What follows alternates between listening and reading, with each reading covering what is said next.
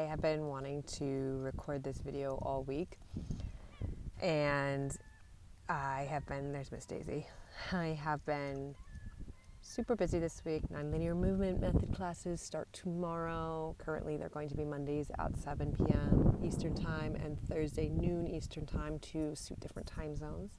So super excited, but have been doing so much trying to get that out there and launched.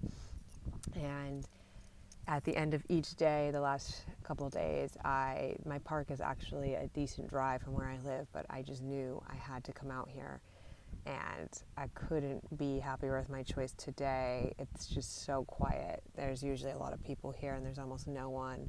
You can see how peaceful it is. Daisy loves coming. She just gets to look around.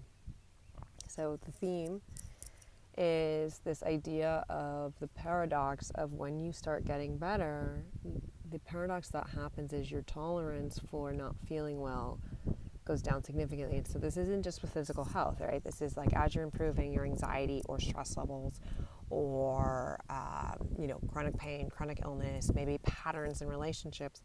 What happens is when you're in so much dysfunction or when you're in so many symptoms or whatever, you build a sort of tolerance to not feeling good. And you get relatively used to it. You know you don't feel good, but you do get relatively used to the experience.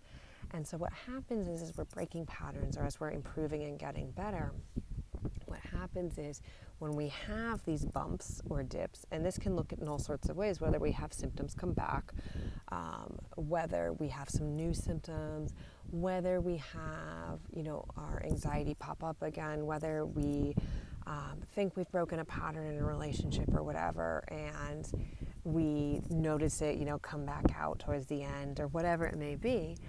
No matter what, almost always there is still, when I'm on the outside as the coach, it's always clear there's still been massive improvement. So even if a person is experiencing similar things from the past, their overall functioning level is nowhere in comparison to where they once were. And that goes across the board of what we're talking about. And even in relationship step-ups, we usually see the person stepping up each time. And even if it ends in a similar pattern, it usually was a step up from what they were doing. And so basically, what I want to say is you want to keep sight of that, is that when these things come back or when you go through, this ebb, which is going to happen, it's not that you're back where you once were. It's just that you've improved that much that you're used to feeling better. You're used to healthier ways of being, and that's on the physical, emotional, mental level, spiritual level.